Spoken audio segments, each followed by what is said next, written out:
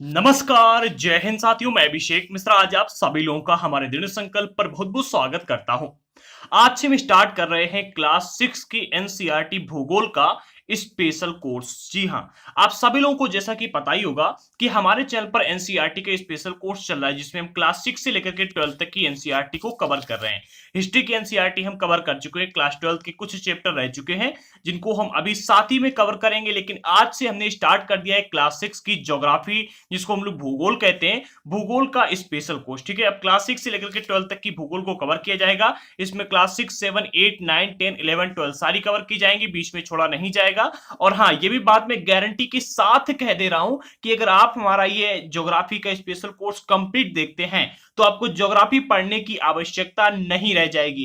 किसी भी व्यक्ति को, किसी भी भाई को, किसी भी बहन को आपको बुक पढ़ने की आवश्यकता नहीं होगी। हम कंप्लीट बुक की समरी को लेकर के आए हैं। पूरे चैप्टर में जितने भी इंपॉर्टेंट टॉपिक आपको देखने को मिलेंगे सारे के सारे इस वीडियो में बताए जाएंगे। और इस बात को हम 100% गारंटी के साथ कहेंगे कि अगर चैप्टर आपको याद ना हो जाए, पूरा चैप्टर में दिए गए एक एक टॉपिक आपको अच्छे से समझ में ना आ जाए, तो चैनल को छोड़ के चले जाना। जी हाँ, हम बहुत ही अच्छे तरीके से बारीकी से हर एक टॉपिक को कवर करेंगे, समझाएंगे। और हाँ, जितने भी क्वेश्चन हम वीडियो के बीच में आपसे पूछते हैं उनके आंसर कमेंट बॉक्स में अवश्य देना। हर एक टॉपिक को याद करना, कमेंट करके अवश्य बताना। आज का ये पहला वीडियो है ज्योग्राफी का, क्लास 6 की एनसीईआरटी ज्योग्राफी का चैप्टर नंबर 1, जिसका नाम है सौर मंडल में पृथ्वी। आज की इस वीडियो में हम सौर मंडल के विषय में जानकारियां प्राप्त करेंगे कि सौर मंडल में क्या कुछ, कैसे, कहां, कब, कैसे होता है। सारी की सारी जानकारियां, पृथ्वी का स्थान क्या है, पृथ्वी में कौन कौन चीजें हैं, जितने भी चैप्टर में इंपॉर्टेंट टॉपिक है सारे के सारे आज की इस वीडियो में हम डिस्कस करेंगे। तो अगर आपने अभी तक हमारे चैनल को सब्सक्राइब नहीं किया तो कर लीजिएगा, साथ ही साथ बेल आइकन को अवश्य प्रेस कर देना, जिससे कि हमारे द्वारा डाले गए सभी वीडियोस का नोटिफिकेशन आपको मिलता रहे और आप हमारे चैनल के माध्यम से अपनी तैयारी को सरलता पूर्वक कर सके। ओके, तो चलिए शुरू करते हैं। सबसे पहले हम आपको यहां पर एक बहुत इंपॉर्टेंट बात बताना चाहते हैं। अभी हमारे चैनल पर एनसीईआरटी का स्पेशल कोर्स चल रहा है और जैसे ही हम एनसीईआरटी स्पेशल कोर्स कंप्लीट करेंगे, इसके बाद में इसकी टेस्ट सीरीज भी लेकर के आएंगे। क्लास 6 से 12 तक की एनसीईआरटी को टेस्ट भी लिया है कि आपने इसको अच्छे ढंग से पढ़ा है या नहीं पढ़ा है। और हाँ, याद रखना, जैसे कि मैंने आपको क्लास 12 की जब हिस्ट्री पढ़ा रहा हूं उसमें बताया कि एनसीईआरटी का गिव अवे चल रहा है, इसमें भी गिव अवे चलेगा। जी हाँ, आपको मैं स्टार्टिंग में ही बता दे रहा हूं कि ज्योग्राफी का भी गिव अवे चलने वाला है। अगर आपको ज्योग्राफी के सारे नोट्स की पीडीएफ बिल्कुल फ्री में चाहिए है, या फिर इसकी हम नोट्स की बुक निकालेंगे पूरी, अगर वो आपको फ्री में चाहिए है तो आप हमारे सारे के सारे वीडियोस को देखिएगा, कंप्लीट स्पेशल कोर्स को ज्वाइन कीजिएगा। हम 2 महीने में से कंप्लीट करेंगे। जी हाँ, आपका दिसंबर लास्ट तक कंप्लीट कर देंगे हम ज्योग्राफी को, और इसके वीडियो लगातार आएंगे, परमानेंट आएंगे। जैसे ही हिस्ट्री कंप्लीट हो जाएगी,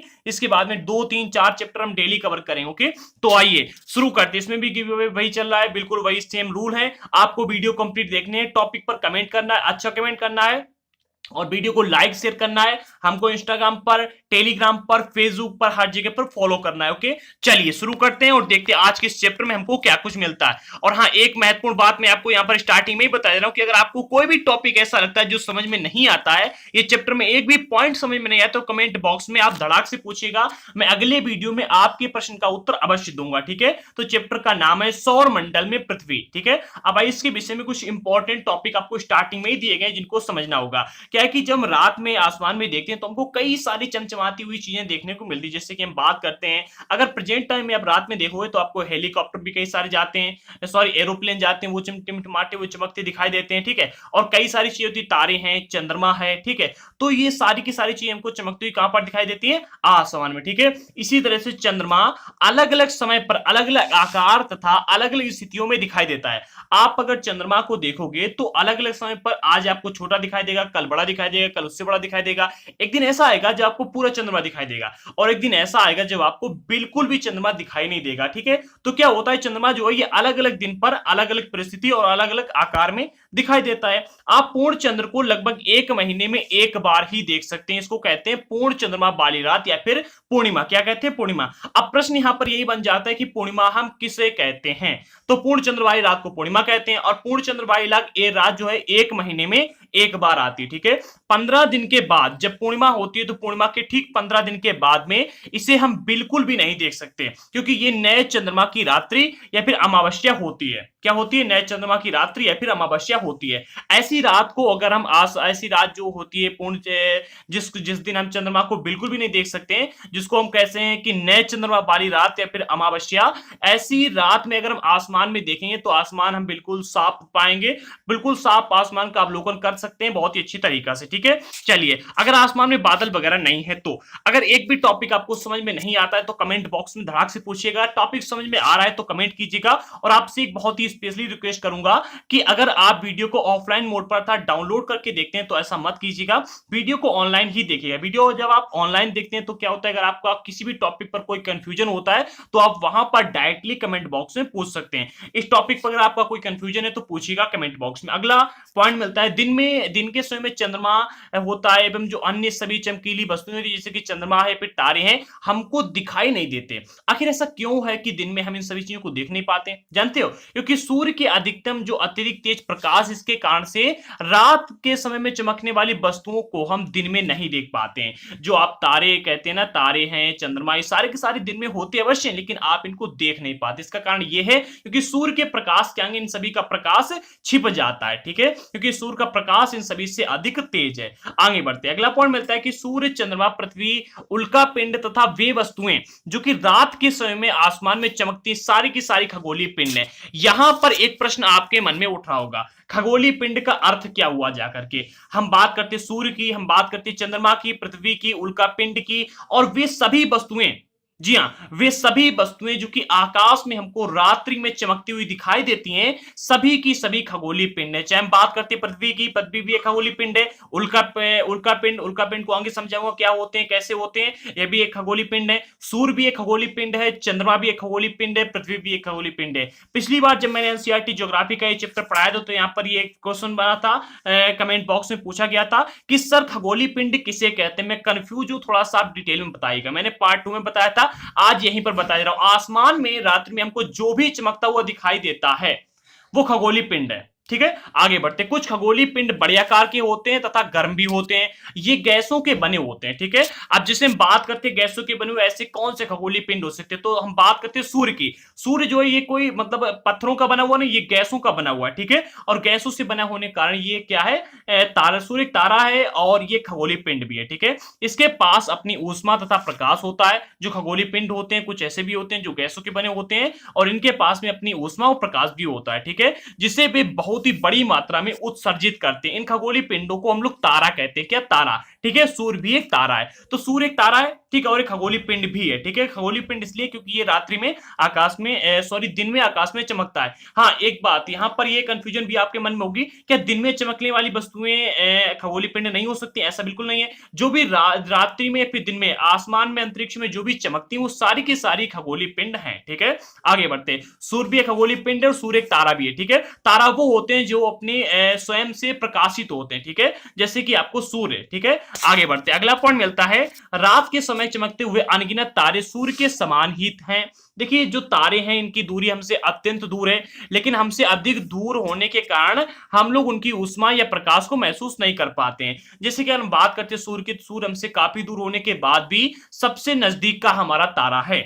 बल्कि जो अन्य सारे तारे हैं ये हमसे बहुत दूर हैं और चमकते भी हैं, लेकिन इनका जो प्रकाश है और इनकी जो ऊष्मा है उसको हम महसूस नहीं कर पाते क्योंकि ये हमसे बहुत अधिक दूर है। ठीक है, तथा वे अत्यंत छोटे दिखाई भी हमको पड़ते हैं। कौन से छोटे तारे जो होते हैं रात में हम लोग इनको देखते हैं। अगला पॉइंट है, रात्रि में आसमान की ओर देखते समय आप तारों के विभिन्न समूहों द्वारा बनाई गई विविध आकृतियों को देखते हैं।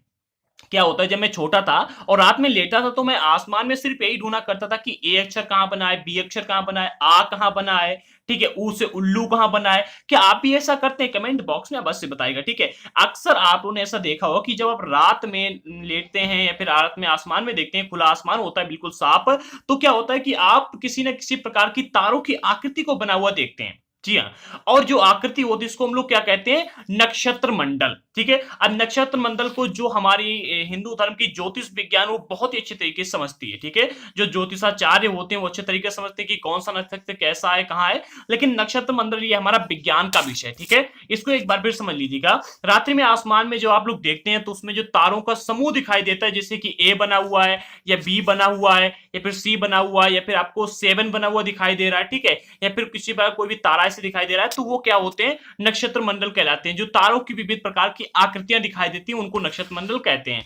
अगला पॉइंट मिलता है अर्सा मेजर तथा बिग बियर। क्या अर्सा मेजर या फिर आप कह सकते हैं बिग बियर इसी प्रकार के एक नक्षत्र मंडल है। कौन सा, अर्सा मेजर और बिग बियर, ठीक है। मैंने इसका यहाँ पर उदाहरण भी रख लिया है, अभी आपको अच्छे से बताऊंगा, ठीक है। इसके बाद में स्मॉल बियर या फिर सप्तऋषि, सप्तऋषि, ठीक है, जो कि सात, सप्त का अर्थ होता है सात और ऋषि का अर्थ होता है संत। इसको सात संत का समूह कहा जाता है। वैदिक धर्म के अनुसार हमारे यहाँ जो हिंदू धर्म है, हिंदू धर्म में कई सारे ऐसे पुराण आपको देखने मिल जाएंगे जिसमें 7 ऋषियों का वर्णन किया गया है। तो सप्त ऋषि ये तारामंडल कहा गया है, जिसको हम लोग स्मॉल बियर भी कहते हैं। बहुत आसानी से पहचान में आ जाने वाला एक नक्षत्र मंडल है, ठीक है। ये 7 तारों का समूह होता है जो कि नक्षत्र मंडल अर्सा मेजर का एक समूह है। ये आप यहाँ पर देख पा रहे 1 2 3 4 5 6 7, ठीक है। ये सप्त ऋषियों का एक समूह मंडल है और यहाँ पर आपको ये जो मिलता है इसको कहते हैं सप्त ऋषि, ठीक है। जब आप रात में आसमान में देखेंगे तो कुछ इसी प्रकार की आकृति आपको देखने को मिलेगी। ये है सप्त ऋषि का क्या पूरा नक्षत्र मंडल, ठीक है। इसको आप लोग स्मॉल बियल भी कह सकते हैं और ये अर्सा मेजर का एक भाग है, ठीक है।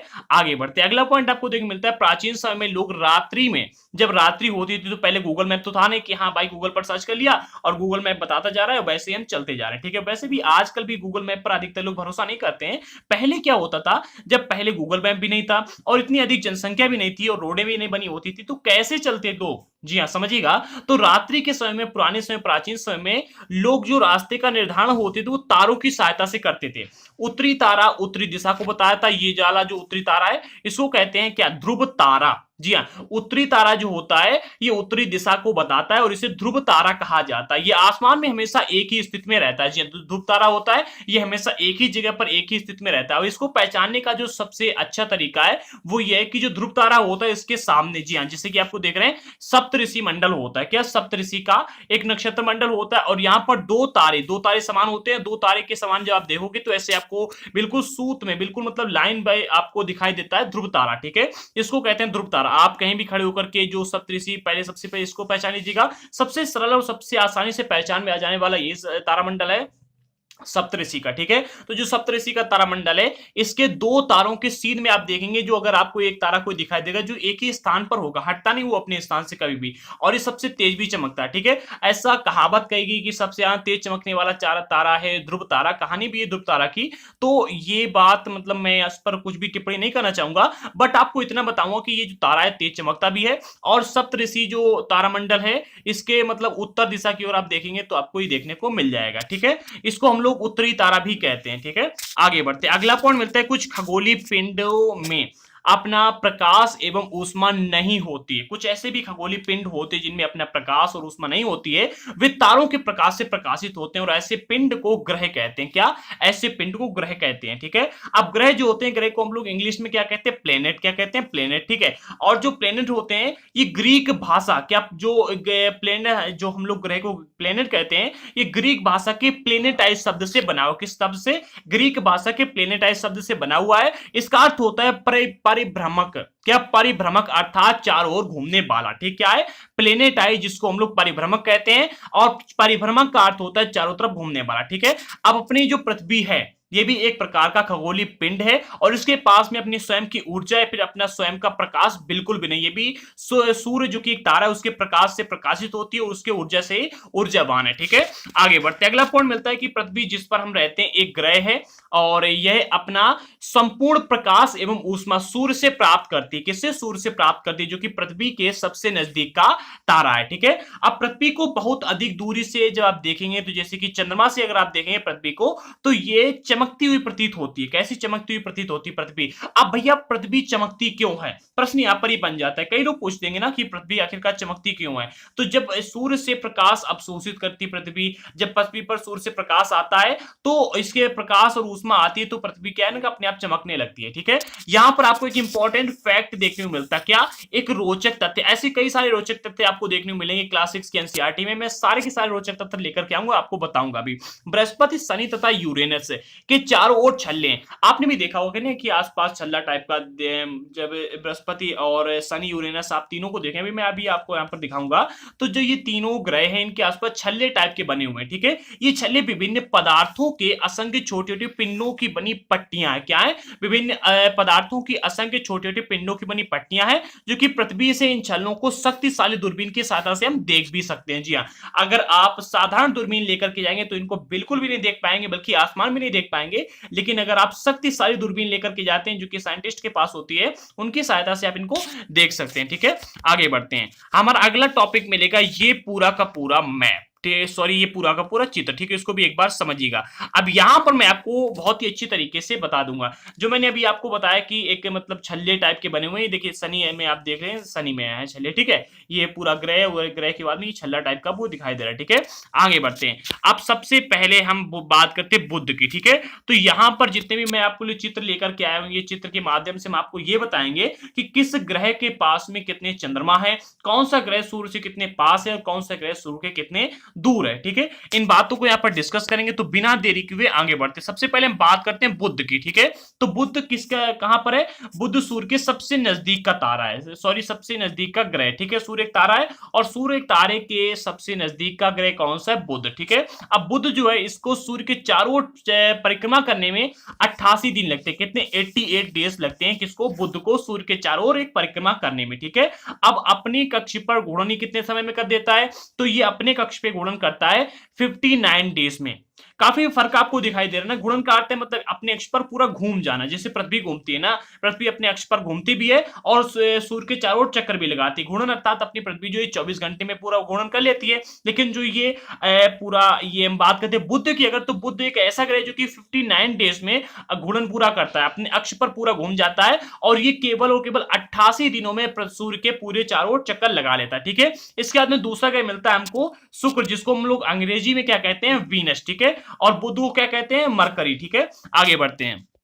तो जो हमको शुक्र ग्रह मिलता है, शुक्र जो है ये सूर्य के चारों ओर परिक्रमा करता है 255 दिनों में। कितने? 255 दिनों में। ठीक है, और इसका जो अपने अक्ष पर घूर्णन होता है कितने दिनों में होता है? 243 दिनों में। कितने? 243 दिनों में इसका अपने अक्ष पर घूर्णन होता है और कितने? 255 दिनों में ये सूर्य के चारों ओर चक्कर लगा लेती है और सूर्य का दूसरा सबसे नजदीक का ये ग्रह है। ठीक है, इसके बाद में आती है अपनी पृथ्वी। क्या? अपनी पृथ्वी। ठीक है, तो सूर्य के चारों ओर जो पृथ्वी है ये चक्कर लगाने में जो समय लगाती है पूरे 365 दिन लगते हैं, बल्कि 365 दिन और एक आधा दिन भी लगता है। यहाँ पर थोड़ा 365 ही दिया गया, केवल 365 दिन और आधा दिन और लगता है। ठीक है, और अपने अक्ष पर ही घूर्णन कितने समय में पूरा करती है? एक दिन में, अर्थात 24 घंटे में। ठीक है, और इसके बाद में अपना एक चंद्रमा भी है, जबकि जो हम बात करते हैं बुध की और इसके बाद शुक्र की। ठीक है, तो बुध और शुक्र के पास में अपना कोई भी चंद्रमा नहीं है। ठीक है, आगे बढ़ते हैं। चौथा मिलता है हमको मंगल, ये रहा मंगल। ठीक है, और ये पृथ्वी है। ठीक है, ये रहा मंगल। तो जो मंगल ग्रह है, मंगल की बात करें अगर हम, तो मंगल सूर्य के चारों ओर जो परिक्रमा है ये 687 दिनों में पूरी करता है। कितने दिनों में? 687 दिनों में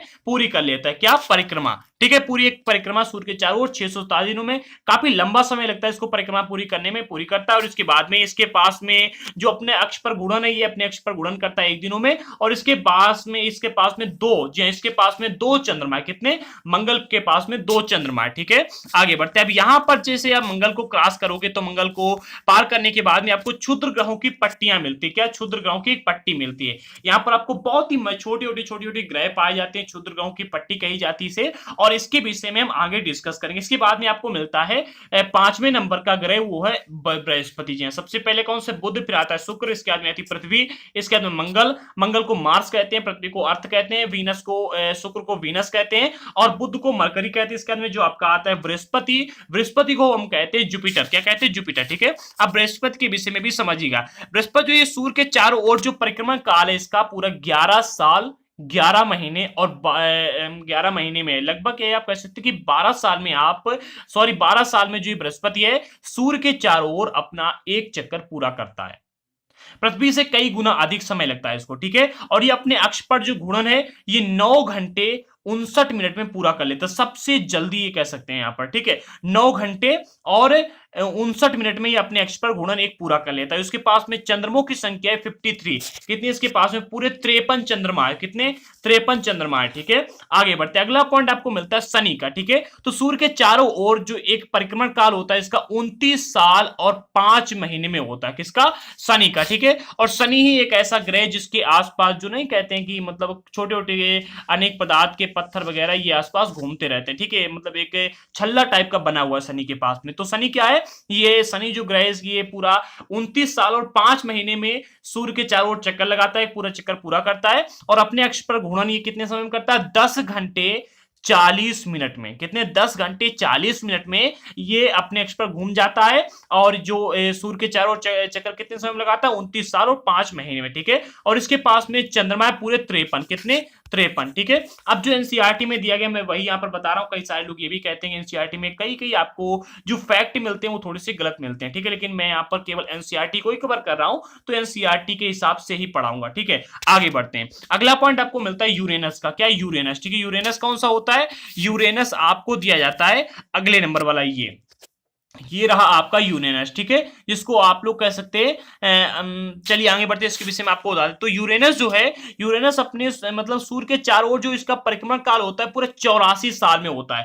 भैया यहां पर आपको अंतर स्पष्ट दिखाई दे रहा होगा। क्या है? यहां पर आपको अंतर स्पष्ट दिखाई दे रहा होगा। जो आंतरिक ग्रह हैं वो मिलते हैं आपको 4। सूर्य की पट्टी के ये जो क्षुद्र ग्रहों की पट्टी इसके अंदर वाले सारे के सारे ग्रह आंतरिक ग्रह मिलते हैं। और ये ग्रह सबसे कम समय में सूर्य के चारों ओर चक्कर लगाते हैं। इसके बाद में दूसरे के मिलते बाह्य ग्रह, ये इसमें मिलते ये भी 4 ग्रह हैं। कौन कौन से? बृहस्पति, शनि, इसके अंदर यूरेनस और नेपच्यून। ये 4 ग्रह बाह्य ग्रह की श्रेणी में आते हैं। और ये चारों के चारों ग्रह काफी लंबा समय लगाते हैं सूर्य के चारों ओर चक्कर लगाने में। अगर हम इसमें बात करते हैं यूरेनस की, तो यूरेनस सूर्य के चारों ओर जो परिक्रमण काल इसका 84 साल का है। कितने? 84 साल का है। और अपने अक्ष पर घूर्णन ये 17 घंटा और 14 मिनट में करता है। और इसके पास में चंद्रमा की संख्या है कुल मिलाकर के 27, ठीक है। कितने? 27, ठीक है। तो ये भी इंपॉर्टेंट है। यहां पर एक बात याद रखिएगा कि इस पर प्रश्न यहां पर बन जाता है कि यूरेनस के पास में कितने चंद्रमा है, नेपच्यून के पास में कितने चंद्रमा है, या फिर शनि के पास में कितने चंद्रमा है। या फिर ऐसे प्रश्न बन जाता है कि शनि सूर्य के चारों ओर एक परिक्रमण काल कितने समय में पूरा करता है, एक परिक्रमा कितने समय में पूरा करता है, या फिर यूरेनस कितने समय में पूरा करता है। मैं सारे के सारे आपको बताता चला रहा हूं, याद कर लीजिएगा, मोस्ट इंपॉर्टेंट है ये, ठीक है। तो जो यूरेनस है ये सूर्य के चारों ओर चक्कर लगाता है 84 साल में। और इसके पास में कुल 27 चंद्रमा है। और 17 घंटे 14 मिनट में ये अपने अक्ष पर घूम जाता है। जैसे पृथ्वी 24 घंटे में घूमती है दिन और रात, इसके बाद में जो ये आपका यूरेनस मिलता है ये कुल मिलाकर के 17 घंटे 14 मिनट में घूम जाता है। अगला पॉइंट आपको मिलता है नेपच्यून का, ठीक है। नेपच्यून ये रहा, ठीक है। नेपच्यून ये रहा, ठीक है। सबसे बाहर वाला यही आपको ग्रह मिलता है, ठीक है। तो सूर्य के चारों ओर एक परिक्रमण काल जो है इसका होता है 164 साल में, सबसे अधिक। जी हाँ, आप अगर हम बात करते हैं बुध की तो ये सिर्फ और सिर्फ 88 दिनों में, शुक्र की तो ये करता है 255 दिनों में, पृथ्वी करती है 365 दिनों में, मंगल करता है 687 दिनों में, बृहस्पति करता है 11 साल 11 महीने और 12 साल, लगभग 12 साल में। इसके बाद में शनि करता है ये कुछ 29 साल में, आपका यूरेनस करता है कुछ 84 साल में, और जो आपका नेपच्यून आता है ये 164 साल में पूरा करता है सूर्य के चारों ओर एक परिक्रमा।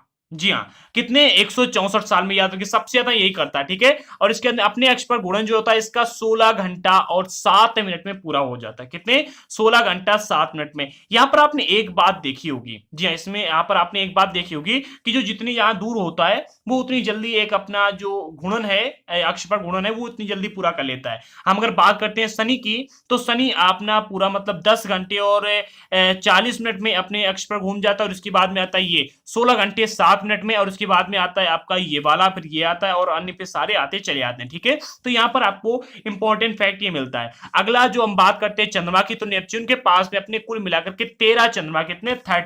13 चंद्रमा, ठीक है। तो ये इंपॉर्टेंट फैक्ट है, याद कर लीजिएगा। इसके बाद में यहां पर आपको एक जानकारी और मिलती है आंतरिक ग्रह की और बाह्य ग्रह की, ठीक है। तो आंतरिक ग्रह वे ग्रह होते हैं जो कि सूर्य के बहुत नजदीक होते हैं, चट्टानों के बने होते हैं।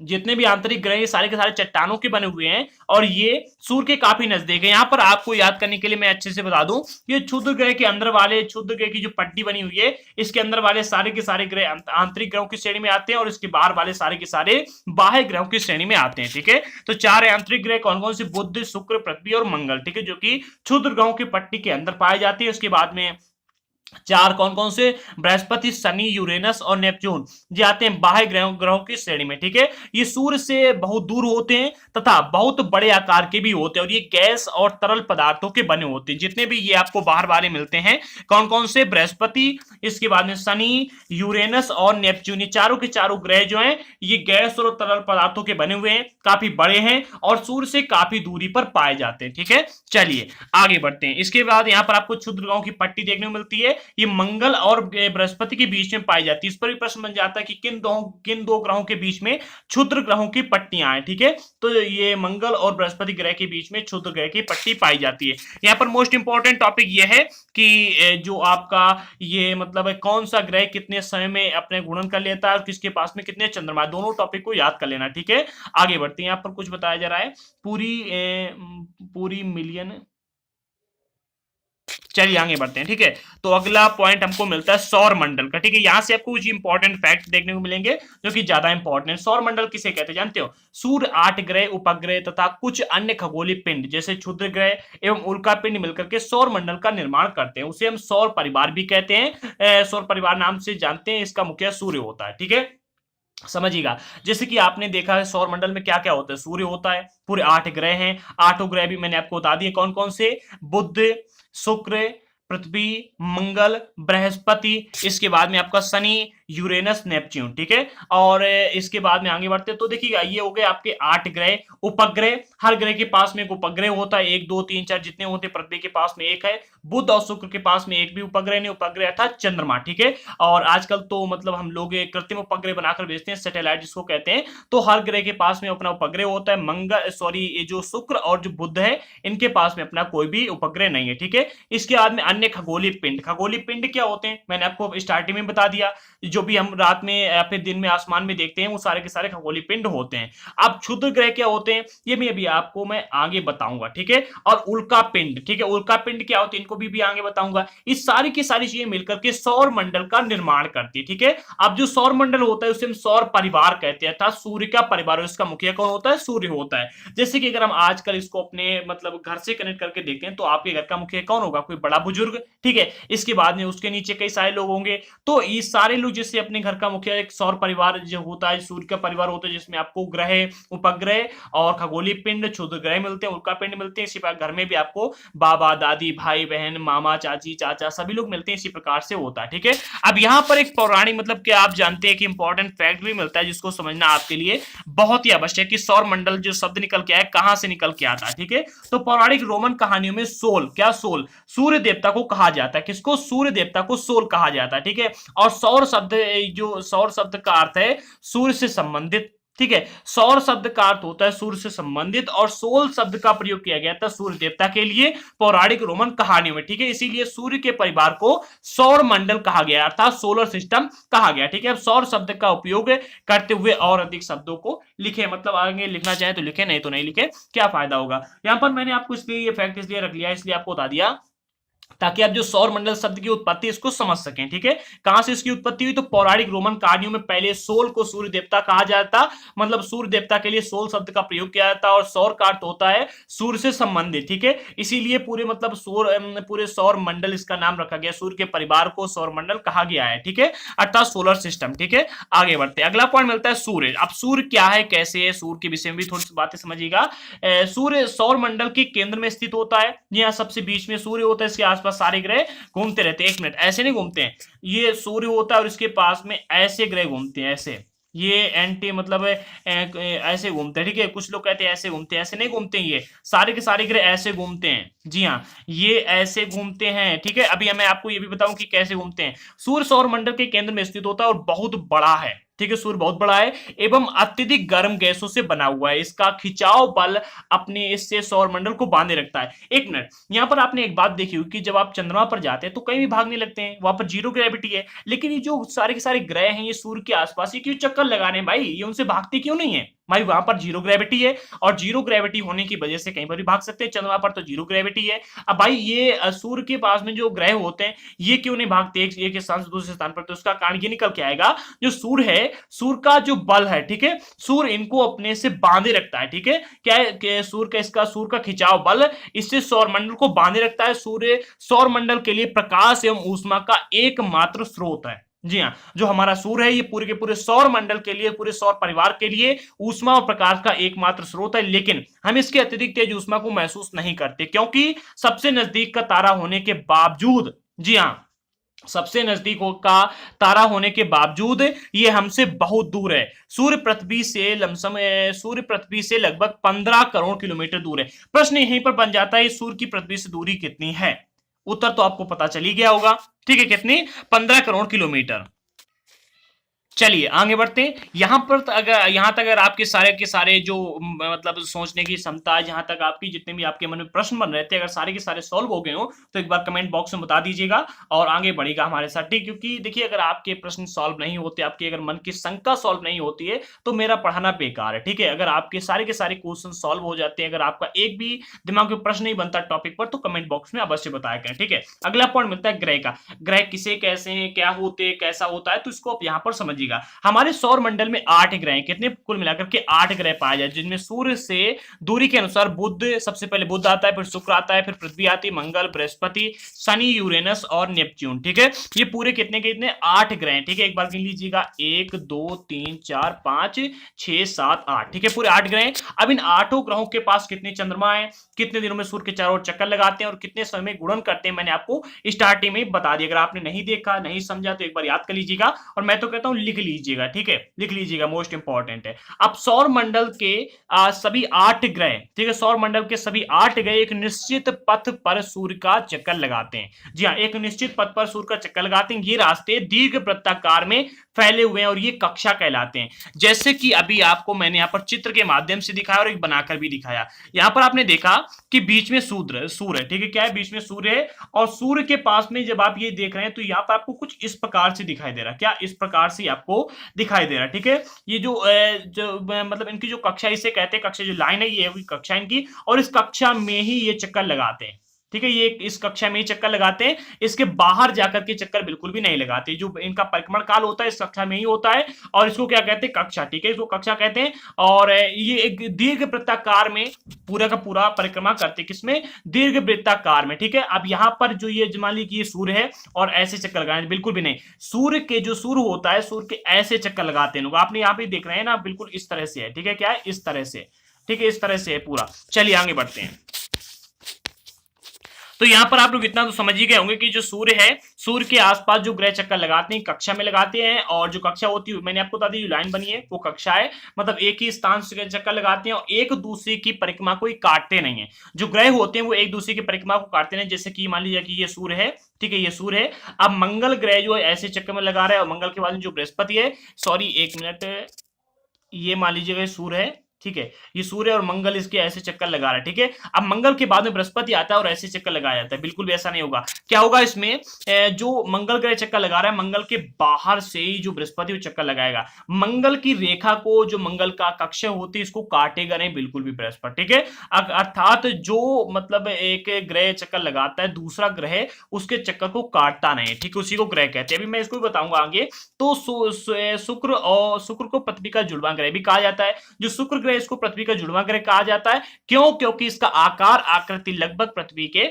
समान ही है। अब यहां पर प्रश्न बनता है कि आकार आकृति कैसे समान है?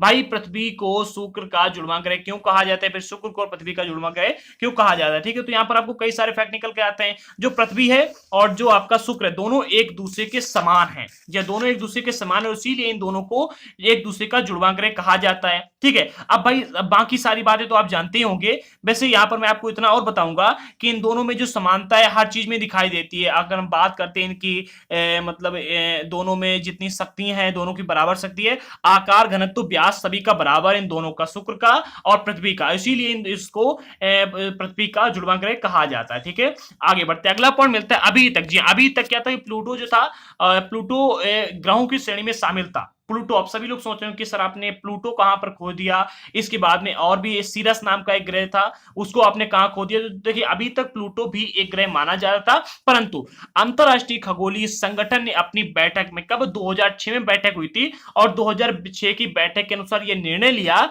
कि कुछ समय पहले खोजे गए अन्य खगोलीय पिंड, जिनमें आता 2003 यूवी 313, इसके अंदर सीरस तथा प्लूटो, इन तीनों ग्रहों को बौने ग्रह की श्रेणी में रखा जाएगा। अब इनको बौने ग्रह कहा जा सकता है। ठीक है, इनको बौने ग्रह की श्रेणी में रखा जाएगा। अब यहां पर प्रश्न बनता है कि आखिरकार इनको क्यों बौने ग्रह की श्रेणी में रखा गया। ठीक है, तो इसका उत्तर समझिएगा। जैसे कि मैंने अभी आपको बताया कि जो सूर्य होता है, सूर्य के आसपास जो ग्रह होते हैं ये कुछ इस प्रकार से परिक्रमा करते हैं, कुछ इस प्रकार। ठीक है, और एक भी ग्रह एक दूसरे की परिक्रमा को काटता नहीं है। लेकिन जो ये आपका प्लूटो था, सिरस था और 2003 यूबी 313 था, ये तीनों के तीनों क्या करते थे, एक दूसरे की परिक्रमा को काटते। जैसे कि इसने, ये मंगल ग्रह ने परिक्रमा की, तो मंगल ग्रह की परिक्रमा करने के बाद में अगर बौना ग्रह अर्थात प्लूटो आएगा तो इसकी परिक्रमा को काट देगा। ठीक है, इसकी परिक्रमा को काट के चक्कर लगाने लगेगा, बल्कि ये गलत था। ठीक है, ये ग्रह का कार्य नहीं होता, इसलिए इनको बौने ग्रह की श्रेणी में रखा गया। ठीक है, आगे बढ़ते अगला पॉइंट मिलेगा हमको पृथ्वी का। ठीक है, अब भैया पृथ्वी जिस पर हम लोग रहते हैं, जिस पर जीवन पाया जाता है, इसके विषय में समझिएगा।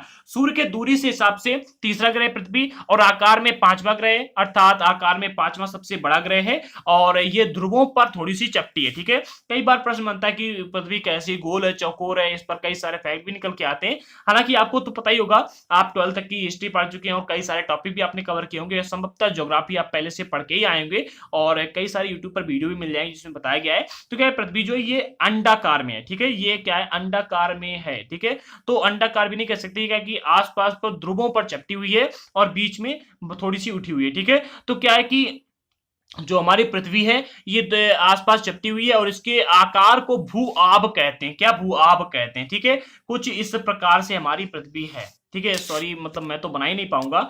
आगे बढ़ते, इसके आकार को हम लोग भूआब कहते हैं, और भूआब का अर्थ होता है पृथ्वी के समान आकार। ठीक है, तो यहां पर एक बात आप इतनी याद रखिएगा कि सूर्य से दूरी के हिसाब से तीसरा ग्रह, और इसके बाद में आकार के हिसाब से पांचवा सबसे बड़ा ग्रह, और जो पृथ्वी है ये ध्रुवों पर चपटी हुई है, और चपटी होने के कारण इसको भूआब कहा जाता है, इसके आकार को भूआब कहा जाता है, और भूआब का अर्थ होता है पृथ्वी के समान आकार। ठीक है, अब यहां पर आपको इंपॉर्टेंट फैक्ट देखने को मिलता है कि प्रकाश की गति लगभग 3 लाख किलोमीटर प्रति सेकेंड होती है। जो प्रकाश होता है ये 1 सेकेंड में 3 लाख किलोमीटर की रफ्तार से दौड़ता है। ठीक है, अब जो प्रकाश 3 लाख मतलब किलोमीटर प्रति सेकेंड की स्पीड से चलता है, उसे पृथ्वी पर आने में 8 मिनट का समय लगता है। इस गति के बावजूद सूर्य से प्रकाश को पृथ्वी तक पहुंचने में 8 मिनट का समय लगता है। ठीक है, चलिए आगे बढ़ते हैं। इंपॉर्टेंट फैक्ट है, उससे आप ये अंदाजा भी लगा सकते हैं कि सूर्य से पृथ्वी की दूरी कितनी 1500 करोड़ किलोमीटर। ठीक है, आगे बढ़ते हैं। आपको आगे अगला पॉइंट मिलता है, जीवन के लिए अनुकूल परिस्थितियां संभवतः केवल पृथ्वी पर ही पाई जाती हैं। पृथ्वी न केवल गर्म है और ना ही ठंडी है, यहां पानी एवं वायु उपस्थित है, जो कि हमारे जीवन के लिए आवश्यक है। ठीक है, ये इंपॉर्टेंट फैक्ट है। अगर हम बात करते हैं मंगल की, शुक्र की, बुध की, या फिर हम बात करें बृहस्पति की, शनि की, यूरेनस की, नेपच्यून की, सारे के सारे ग्रह ऐसे हैं जिन पर जीवन नहीं पाया जाता, बल्कि जो हमारी पृथ्वी केवल इसी पर जीवन पाया जाता है, क्योंकि यहाँ पर सर्दी गर्मी दोनों है। इसके बाद में वायु भी पाई जाती है, हवा भी पाई जाती है। ठीक है, यहाँ पर आप ऑक्सीजन भी मिलती है, हर प्रकार के पेड़ पौधे भी पाए जाते हैं, और यहाँ पर जीवन जीने के लिए अनुकूल परिस्थितियां भी मौजूद हैं। यहाँ पर भी आपको एक इंपॉर्टेंट फैक्ट मिलता है, नील आर्मस्ट्रांग पहले व्यक्ति थे जिन्होंने 20 जुलाई 1969 कब 20 जुलाई 1969 को सबसे पहले चंद्रमा की सतह पर कदम रखा। किन्होंने? नील आर्मस्ट्रांग ने। ठीक है, अब यहाँ पर मालूम करने वाली बात यह कि कोई भारतीय चंद्रमा पर गया है क्या? जी हाँ, कल्पना चावला। ठीक है, आगे बढ़ते हैं। अगला पॉइंट आपको देखने को मिलेगा कि अंतरिक्ष से देखने पर पृथ्वी नीले रंग की दिखाई पड़ती है। ऐसा क्यों है जानते हो? क्योंकि इनकी जो पृथ्वी है हमारी, ये 2/3 सतह पर पानी से ढकी हुई है। जी हाँ, 2/3 सतह जो हमारी पृथ्वी का, ये पानी से ढका हुआ है, इसीलिए इसे नीला ग्रह भी कहा जाता है। जब आप अंतरिक्ष से इसको देखेंगे पृथ्वी को, तो ये बिल्कुल नीली नीली दिखाई पड़ेगी। ठीक है, नीला रंग इसका दिखाई पड़ता है। इस पर भी एक बार प्रश्न बना था, कई सारे लोगों ने कमेंट बॉक्स में प्रश्न पूछा था कि भाई पृथ्वी का रंग कैसा है। है, ठीक है। तो आप जब ग्लोब देखेंगे तो उसमें भी आपको नीला रंग ही दिया जाता है। तो जब आप अंतरिक्ष से पृथ्वी को देखते हैं तो ये आपको नीली नीली दिखाई पड़ती है, और इसका कारण ये है क्योंकि जो हमारी पृथ्वी है ये 2/3 सतह पर पानी से ढकी हुई है, ठीक है। इसी वजह से इसको नीला ग्रह भी कहा जाता है, ठीक है, नीला ग्रह भी कहा जाता है। आगे बढ़ते हैं। अगला पॉइंट आपको मिलता है शुक्र और यूरेनस, ठीक है। शुक्र और यूरेनस की परिक्रमा जो होती है, परिक्रमण की दिशा अन्य ग्रहों से विपरीत होती है। मोस्ट इंपॉर्टेंट फैक्ट, ठीक है, और मोस्ट इंपॉर्टेंट टॉपिक भी, इस पर भी एक बार प्रश्न बन चुका है और बनने की संभावना भी है। ऐसे दो ग्रहों के, इस पर ऐसे प्रश्न बनेगा कि ऐसे दो ग्रहों का नाम बताइएगा जो सूर्य की परिक्रमा उल्टी करते हैं, ठीक है। मतलब परिक्रमा जो, जिनकी जो परिक्रमण दिशा है अन्य ग्रहों की विपरीत है, ऐसे प्रश्न बन जाता है, ठीक है। तो शुक्र और यूरेनस ये दो ऐसे ग्रह हैं जिनकी परिक्रमण की दिशा अन्य ग्रहों से विपरीत होती है, और शुक्र और यूरेनस घड़ी की सुई की दिशा में चलते हैं, मतलब क्लॉक वाइज घूमते हैं। जैसे कि आप देखते हैं ना कि घड़ी की सुई जो होती है कुछ इस प्रकार से चलती रहती है, ठीक है। ये घड़ी है और ये सुई लगी है तो कुछ इस प्रकार से चलेगी घड़ी की सुई, ठीक है। ये दो ही ग्रह हैं जो कि घड़ी की सुई की दिशा में अर्थात क्लॉक वाइज घूमते हैं, जबकि जो अन्य ग्रह पाए जाते हैं, अन्य 6 के 6 ग्रह घड़ी की सुई की उल्टी दिशा में अर्थात विपरीत कुछ इस प्रकार से घूमते हैं, ठीक है। और जी ये उल्टी दिशा में घूमते हैं, इसको हम कहते हैं एंटी क्लॉक वाइज, ठीक है। अब जब 6 ग्रह उल्टी दिशा में घूम रहे हैं ऐसे और एक ग्रह ऐसे घूम रहा है तो इसको हम क्या कहेंगे, इसको हम कहेंगे जो केवल दो ग्रह ऐसे घूम रहे हैं उनको कहेंगे कि ये घूम रहे हैं उल्टी दिशा में, और जो 6 ग्रह ऐसे घूम रहे हैं उनको कहेंगे कि ये सीधी दिशा में घूम रहे हैं, क्योंकि 6 ग्रह की जनसंख्या ज्यादा अधिक हो जाती है, ठीक है।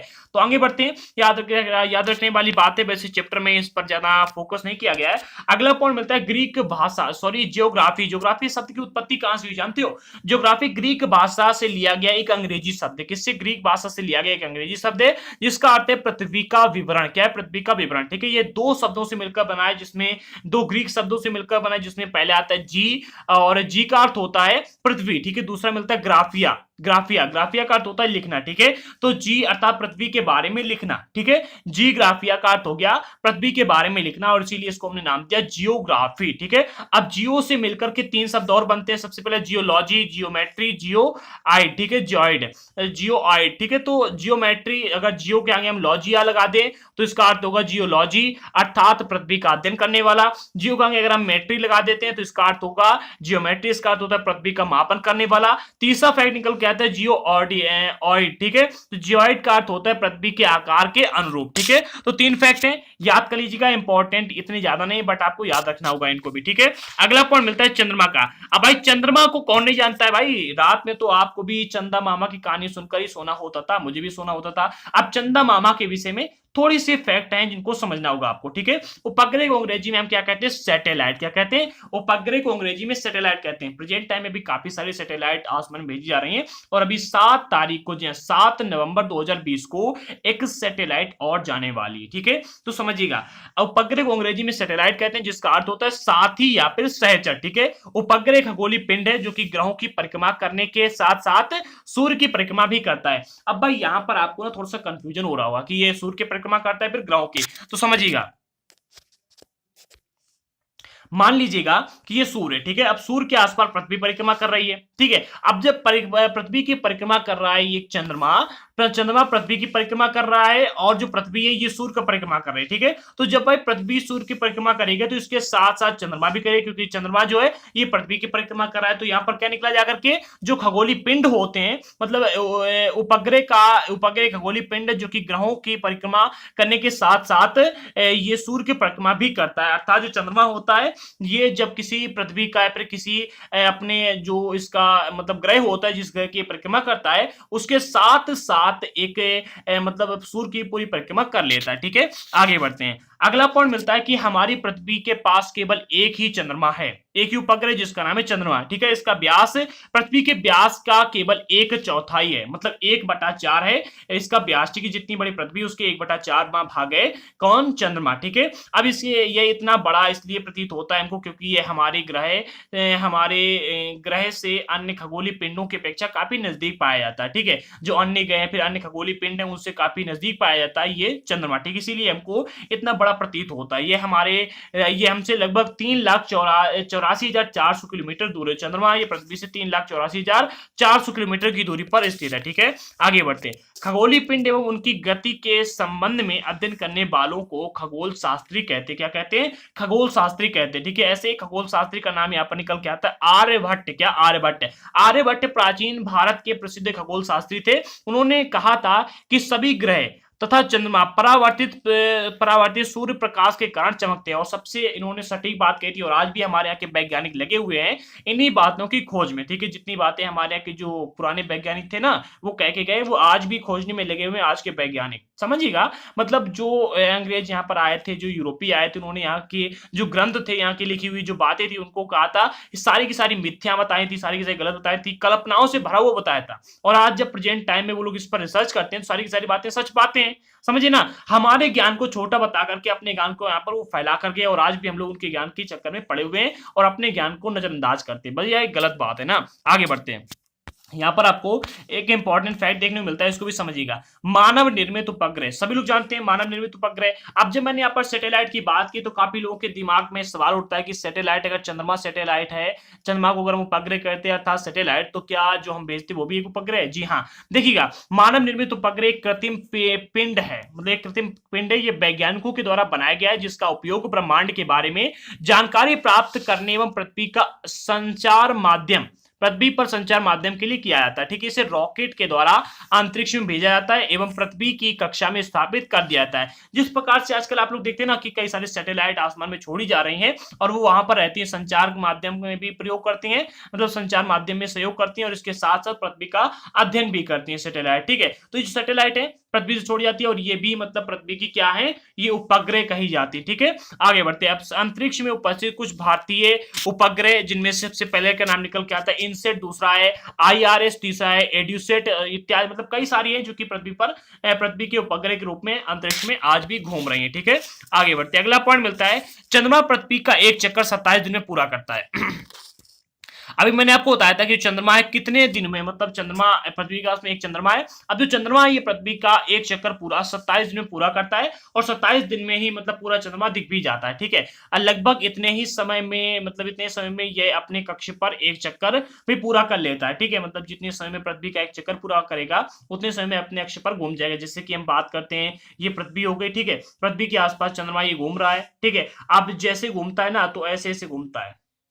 ठीक है, पूरा चक्कर नहीं लगाता है, धीरे धीरे चक्कर लगाता है, और चक्कर लगाता लगाता मतलब जैसे जितने दिनों में यहां से चलकर के चंद्रमा यहां पर वापस आएगा उतने दिनों में अपना एक चक्कर भी पूरा कर लेता है। ठीक है, अब जो ये पूरा मतलब अपने स्थिति पर घूमता रहता है, घूर्णन करता रहता है, इसके परिणाम स्वरूप क्या होता है, हमें पृथ्वी से हमें चंद्रमा का केवल एक ही भाग दिखाई पड़ता है। इंपॉर्टेंट फैक्ट है ये, समझिएगा। आपने देखा होगा चंद्रमा, केवल चंद्रमा का एक ही भाग हमको दिखाई क्यों पड़ता है, जानते हो? क्योंकि जो चंद्रमा है ये 27 दिन में पृथ्वी का पूरा चक्कर लगाता है, और उतने ही समय में अपनी स्थिति पर घूम भी जाता है। ठीक है, अब भाई मान लीजिएगा कि कोई व्यक्ति यहां पर, आप इसका अगर उदाहरण देखना चाहे तो आपको मैं एक प्रैक्टिकल बता रहा हूं, आप घर पर कर सकते हैं। आप यहां पर खड़े हो जाइएगा, ठीक है, और यहां पर खड़े होने के बाद में अपने सामने एक व्यक्ति को रखिएगा और उस व्यक्ति को मतलब अपने आसपास घुमाइएगा। ठीक है, अगर वो व्यक्ति बिल्कुल एक ही स्थिति में घूमता है तो देखेंगे कि वो व्यक्ति उसका आपको चारों तरफ देखने को मिलेगा। ठीक है, लेकिन वो व्यक्ति अगर घूम घूम कर घूमता है तो उसको आपको केवल फेस ही देखने को मिलेगा। ठीक है, इसी प्रकार से कुछ यहां पर भी होता है। जो ये चंद्रमा है घूम घूम कर घूमता है, मतलब अपने अक्ष पर घूर्णन भी करता रहता है और पृथ्वी के चारों चक्कर भी लगा देता है। इसकी वजह से क्या होता है कि जो व्यक्ति है या फिर जो चंद्रमा है उसका केवल एक ही भाग हमको देखने को मिलता है। ठीक है, आगे बढ़ते हैं।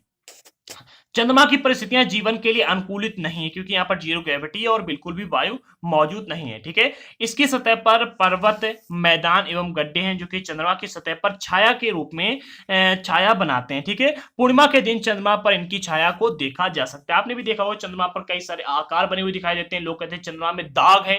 ठीक है, वो यही दाग हमको दिखाई पड़ता है। चंद्रमा को जो आप खुले आसमान में चंद्र निकल के आता है और पूरा चंद्रमा होता है, उस दिन आप अगर उसको देखोगे तो आप उसमें कई सारे मतलब दाग टाइप में देखने को मिलेंगे। वो जो दाग होते हैं वो उस पर बने हुए पर्वतों के क्या होते हैं, पर्वतों की छाया होती है। ठीक है, आगे बढ़ते हैं। अगला पॉइंट आपको देखने मिलता है क्षुद्र ग्रह। मैंने आपको स्टार्टिंग बताया कि क्षुद्र ग्रहों के विषय में आगे बताऊंगा। तो तारों, ग्रहों एवं उपग्रहों के अतिरिक्त असंख्य छोटे छोटे पिंड भी सूर्य के चारों ओर चक्कर लगाते हैं। असंख्य मतलब कई सारे छोटे छोटे पिंड होते हैं जो कि सूर्य के चारों ओर चक्कर लगाते रहते हैं। अब इन पिंडों को हम कहते हैं क्षुद्र ग्रह। जी हाँ, ठीक है। ये मंगल एवं बृहस्पति की कक्षाओं के बीच में पाए जाते हैं। वैज्ञानिकों के अनुसार क्षुद्र ग्रह जो होते हैं ग्रह का ही एक भाग होते हैं जो कि मतलब बहुत वर्ष पहले विस्फोट के बाद में ग्रहों से टूटकर अलग हो गए हैं। ठीक है, तो इसके विषय में तो आप लोग समझ ही गए होंगे क्षुद्र ग्रह किसे कहते हैं। ग्रहों का एक छोटा सा भाग होते हैं जो कि जब विस्फोट होता है तो विस्फोट होने के बाद में छोटे छोटे टुकड़ों में तब्दील हो गए, बदल गए और एक ही कक्षा में वो घूमने लगे। ठीक है, और ये जो क्षुद्र ग्रह हैं इनकी एक पूरी पट्टी पाई जाती है, इसमें छोटे छोटे ग्रह होते हैं और ये मंगल और बृहस्पति के बीच वाली कक्षा में पाए जाते हैं। ठीक है, और ये तारों, ग्रहों एवं उपग्रहों के अतिरिक्त असंख्य छोटे छोटे पिंड हैं जो कि सूर्य के चारों ओर चक्कर लगाते रहते हैं। ठीक है, आगे बढ़ते हैं। अगला पॉइंट मिलता है उल्का पिंड का। भैया उल्का पिंड किसे कहते हैं जानते हो? सूर्य के चारों ओर चक्कर लगाने वाले पत्थरों के छोटे छोटे टुकड़ों को उल्का पिंड कहते हैं। जो पत्थर के छोटे टुकड़े होते हैं उनको हम उल्का पिंड कहते हैं जो कि सूर्य के चारों ओर चक्कर लगाते रहते हैं। कभी कभी ये उल्का पिंड जो होते हैं पृथ्वी के इतने नजदीक आ जाते हैं कि इनकी प्रवृत्ति जो होती है पृथ्वी पर गिरने की होती है। भैया इनकी प्रवृत्ति पृथ्वी पर गिरने की इसलिए होती है क्योंकि जो हमारी पृथ्वी है इस पर भी आकर्षण बल लगता है। ठीक है, अब हमारा जो पृथ्वी का आकर्षण बल है अगर इसके पास में कोई अत्यधिक मतलब तेज अत्यधिक मतलब जहां पास में पृथ्वी के कोई आ जाएगा तो उसको पृथ्वी अपने अंदर खींचने लगती है। ठीक है, अब जब पृथ्वी खींचने लगती है तो यहां पर वो पृथ्वी के अंदर गिरने की उसकी प्रवृत्ति हो जाती है। इस प्रक्रिया के दौरान वायु के साथ में घर्षण होता है। ठीक है, जब कोई उल्का पिंड पृथ्वी के अंदर प्रवेश करता है, छोटा होता है तो उसके साथ में वायु के साथ में उसका घर्षण होता है और घर्षण होने से गर्म होकर के वो जलने लगते हैं। ठीक है, अब जलने के बाद में क्या होता है इसका फलस्वरूप ये निकलता है कि चमकता हुआ प्रकाश उत्पन्न होता है। ठीक है, अब जब चमकता हुआ प्रकाश उत्पन्न होता है तो कभी कभी उल्का पिंड पूरी तरह से जल जाता है, हवा में ही जल जाता है और खत्म हो जाता है। और जब वो पूरा का पूरा हवा में नहीं जल पाता है तो पृथ्वी पर गिरता है और धरातल में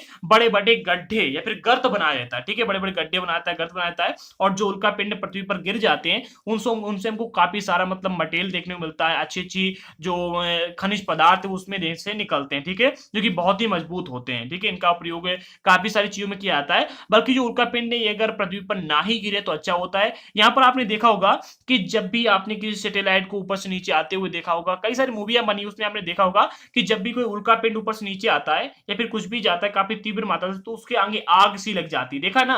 तो उसी प्रकार जब कोई उल्का पिंड पृथ्वी के अंदर प्रवेश करता है तो उसका वायु के साथ में घर्षण होता है और अत्यधिक तीव्र आने की वजह से उसमें आग लग जाती है और आग लगने के बाद में अगर छोटा मोटा है तो वो हवा में जल के खत्म हो जाता है। अगर छोटा नहीं काफी बड़ा होता है तो वो हवा में नहीं जल पाता है और पृथ्वी पर आकर के गिर जाता है और यहाँ पर बड़े बड़े गड्ढे बना देता है। ठीक है, आगे बढ़ते हैं। अगला पॉइंट देखने को मिलता है कि खुले आकाश में एक ओर से दूसरी ओर फैली हुई चौड़ी सफेद पट्टी जो कि एक चमकदार रास्ते की तरह दिखाई देती है, ये लाखों तारों का एक समूह होता है। आपने भी देखा होगा कि रात्रि में जब आप निकल के देखेंगे खुले आकाश में तो आपको एक ओर से दूसरी ओर फैली हुई मतलब काफी चौड़ी सफेद पट्टी देखने में मिलती है। ठीक है, और ये चमकदार रास्ते की तरह दिखाई पड़ती है। ये जो पट्टी होती है लाखों तारों का समूह होती है। ठीक है, अब इस पट्टी को हम लोग आकाश गंगा, ठीक है, ये पट्टी आकाश गंगा या फिर आप इसको मिल्क वे भी कह सकते हैं। ये आकाश गंगा या फिर मिल्क वे कहलाती है। ठीक है, ये हमारा सौर मंडल जो हमारा सौर मंडल है इस आकाश गंगा का एक भाग होता है। क्या? आकाश गंगा का एक भाग होता है हमारा सौर मंडल। अभी आपको मैपिंग के माध्यम से भी समझाऊंगा तब समझ जाओगे अच्छी तरीके से। ठीक है, प्राचीन भारत में इनकी कल्पना आकाश में प्रकाश में बहती हुई एक नदी से की गई थी और इसी प्रकार से इसका नाम आकाश गंगा पड़ा है। ठीक है, आगे बढ़ते हैं। अभी मैं आपको इसको मतलब एक चित्र के माध्यम से समझाऊंगा। चित्र आपने देख लिया होगा और फिर आपको अच्छे से समझ में आ जाएगा। आकाश कणों, तारों, बादलों तथा गैसों की एक प्रणाली है और इस प्रकार की लाखों आकाश गंगाएं मिलकर के एक ब्रह्मांड का निर्माण करते हैं। ठीक है, ब्रह्मांड की विशालता की कल्पना करना अत्यधिक कठिन होता है। ठीक है, अत्यधिक कठिन आज भी नहीं कर पाए। अब यहां पर आप इसके माध्यम से समझ सकते हैं। देखिए सबसे पहले क्या होता है ब्रह्मांड। ठीक है, अब ब्रह्मांड के अंदर कई सारी आकाश गंगाएं होती हैं। ठीक है, आकाश गंगाओं में कई सारे तारे होते हैं। ठीक है, और आकाश गंगा में जो तारे होते हैं जैसे कि सूर्य तारा, ठीक है, तो ऐसे कई सारे सूर्य हैं आकाश गंगा में। और ऐसे ब्रह्मांड जो है सबसे ऊपर ब्रह्मांड होता है, ब्रह्मांड में कई सारे आकाश गंगाएं हैं और आकाश गंगा में कई सारे सूर्य हैं और इन सूर्यों के पास में हर एक का एक सौर मंडल, इसके बाद में आता है सौर मंडल। ठीक है, और इसके बाद में आती है हमारी पृथ्वी और उसके बाद में हम अंदर रहते हैं। ठीक है, तो सबसे ऊपर क्या है ब्रह्मांड, फिर आता है आकाश गंगा, फिर होती है सौर मंडल। ऐसा एक ब्रह्मांड है। ठीक है, हमें एक ब्रह्मांड की नॉलेज है। आज भी देखिए क्या होता है कि आप ब्रह्मांड के साथ अपना संबंध बता सकते हैं। ये आप पृथ्वी पर हैं तथा पृथ्वी सौरमंडल का एक भाग है। हमारा सौरमंडल आकाशगंगा का एक भाग है जो कि ब्रह्मांड का हिस्सा है। ब्रह्मांड से जुड़े एक तथ्य पर विचार कीजिए, इसमें लाखों आकाशगंगाएं मौजूद हैं। जो ब्रह्मांड के अंदर लाखों आकाशगंगाएं मौजूद हैं। अब लाखों आकाशगंगाओं के अंदर कई सारे सौरमंडल भी मौजूद होंगे। भाई जब आकाश गंगा है तो आकाश गंगा के अंदर कई सारे सौर मंडल मौजूद होंगे और इन सौर मंडलों में भी कई सारी पृथ्वी होंगी। जब अनेक सौर मंडल है तो अनेक पृथ्वी होंगी, अनेक प्रकार ग्रह होंगे, तो ये सारी चीजें पाई जाती हैं। ठीक है, अब यहां पर क्या है कि एक ब्रह्मांड है फिर अनेक ब्रह्मांड है, इसकी खोज आज भी हमारे यहाँ के वैज्ञानिक कर रहे हैं। ठीक है, देखिए आकाश गंगा लाखों इसकी खोज हो चुकी है, सौर मंडल कई सारे होंगे इसकी भी खोज हो चुकी है, पृथ्वी भी कई सारी होंगी इसकी भी खोज हो चुकी है, लेकिन क्या ब्रह्मांड भी कई सारे हैं? इसकी खोज होनी भी बाकी है और ये भी विचार विमर्श करने वाली बात है और चल रहा है खोज। ठीक है, तो ये था हमारा आज का पूरा चैप्टर। अगर चैप्टर में आपको एक भी टॉपिक ऐसा लगता है जो कि समझ में नहीं आया है तो प्लीज कमेंट बॉक्स में अवश्य पूछना। ठीक है, और जल्दी से पूछिएगा क्योंकि हम आपके लिए डेली इसी प्रकार से वीडियो लेकर के आएंगे और आपको समझाएंगे भी। और आपका काम सिर्फ इतना होगा, वीडियो डेली देखिएगा, समझिएगा, याद कीजिएगा और शेयर कीजिएगा, प्लीज शेयर कीजिएगा। मैं आपके लिए बहुत ही मेहनत के साथ में सारे के सारे टॉपिक को कवर करता हूँ, याद करता हूँ। ठीक है, याद नहीं करता मतलब याद तो मुझे पहले से ही है, सारे के सारे टॉपिक को लेकर के आता हूं और एनसीईआरटी स्पेशल कोर्स बिल्कुल फ्री में आपके लिए मैं लेकर के ऐसे ज्वाइन के लिए चैनल को सब्सक्राइब कीजिएगा। और प्लेलिस्ट की लिंक मैंने डिस्क्रिप्शन बॉक्स में दे दी है। मैंने आज ही ज्योग्राफी की भी प्लेलिस्ट बना दी है, उससे पहले हिस्ट्री को कंप्लीट कर दिया गया है और हिस्ट्री के सारे वीडियोस आपको प्लेलिस्ट में देखने को मिल जाएंगे। कुछ चैप्टर रह गए जिनको भी कंप्लीट किया जा रहा है, साथ ही में कभी कंप्लीट करेंगे। और जैसे हिस्ट्री कंप्लीट हो जाएगी हम आपके लिए डेली की डेली 2 से 3 चैप्टर 4 चैप्टर ज्योग्राफी के लाना शुरू कर दूंगा। ठीक है, तो याद कीजिएगा, सब्सक्राइब कीजिएगा। और हाँ, अगर जिन लोगों को एनसीईआरटी के नोट्स लेने के लिए मैं आपको एक बहुत ही अच्छी खुशखबरी बताना चाहता हूं। कई सारे लोगों ने मेरे से रिक्वेस्ट की कि सर हमको मोबाइल में पढ़ने में प्रॉब्लम होती है, मेरे लिए बुक बनाइएगा। तो हमने आपकी मतलब रिक्वेस्ट को सामने रखते हुए एक ही पीडीएफ में सारे के सारे कन्वर्ट करके हम बुक बनाने में लगे हुए हैं। तो जो लोग नोट्स लेना चाहते हैं उनसे कहूंगा थोड़ा सा वेट कीजिएगा, हम आपके लिए बुक बना रहे हैं और जैसे ही बुक कंप्लीट हो जाएगी प्रिंटेड नोट्स आपको देंगे। तो वो प्रिंटेड नोट्स आपके लिए शायद आरामदायक हो पढ़ने में भी और हर क्षेत्र में, तो वो आपको जल्दी ही मिल जाएंगे। ठीक है, उसके लिए भी आपको पेमेंट करना होगा। जिन लोगों को फ्री में नोट्स के पीडीएफ लेने उनके लिए एक बहुत ही खास ऑफर चल रहा है। बीच बीच में कमेंट कीजिएगा, हर टॉपिक देखिएगा, हर टॉपिक पर कमेंट करना है, वीडियो को ऑनलाइन देखिएगा, लाइक कीजिएगा, शेयर कीजिएगा, चैनल को सब्सक्राइब कीजिएगा, बेल आइकन को प्रेस कीजिएगा। इंस्टाग्राम पर, फेसबुक पर, टेलीग्राम पर और यूट्यूब पर हर जगह पर सब्सक्राइब, लाइक, शेयर सब कुछ कर दीजिएगा। और आपका अगर कमेंट अच्छा होता है तो हम आपको अवश्य फ्री में नोट्स देंगे। फिलहाल एक व्यक्ति को हमने चुन लिया है, 2 व्यक्ति थे और 2 व्यक्ति हैं जिनको नोट्स मिलने हैं, हिस्ट्री के कंप्लीट नोट्स मिल जाएंगे क्लास 6 से लेकर 12 तक के। ठीक है, अब वो 2 व्यक्ति देखता हूं कि कब तक हमारे चैनल पर बने रहते हैं और जैसे ही हिस्ट्री का कंप्लीट कोर्स हो जाएगा मैं सारे के सारे पीडीएफ उनको सेंड कर दूंगा। ठीक है, और आपका नाम अभी तक नहीं आया है, कोशिश कीजिए कि जल्दी आपका नाम भी आ जाए। तो मिलते हैं अगले वीडियो के साथ में, तब तक के लिए जय हिंद दोस्तों।